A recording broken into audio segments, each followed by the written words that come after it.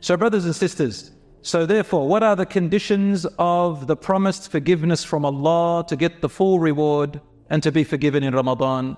Number one, your faith. Number two, sincerity, seeking Allah's pleasure and reward. If you're not sincere, you're not going to be anticipating the rewards. You're going to say, what's that for? All I get is hunger and tiredness. And number three, avoiding major sins. Three conditions. Who can say them to me? First condition, to receive the forgiveness and the full reward of fasting. Number one, clear faith. Number two, sincerity, anticipating the reward from Allah. Because if you don't believe in the hereafter, you're not going to have sincerity.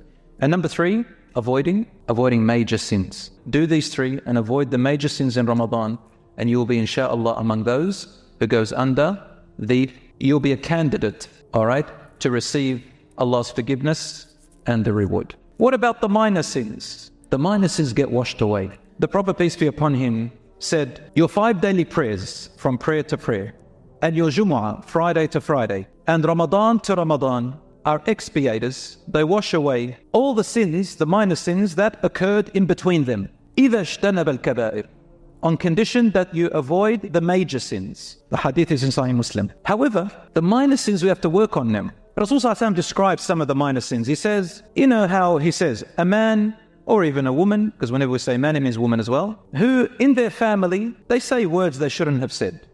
They acted in certain ways towards their husband or their wife or their children or their parents they shouldn't have said. Minor things that are temporary. Or they said something they shouldn't have said to their neighbor, or they harmed their neighbor in some way, which is minor. Examples like that, he said, the prayers and the fasting and your sadaqah, the charity that you give, wipes them away.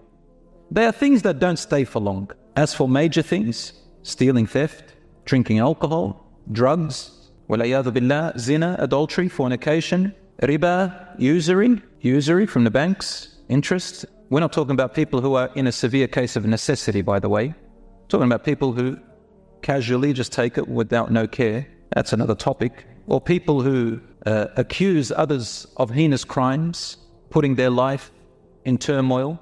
These are all signs, these are major sins which a person needs to repent from. Moving on, brothers and sisters.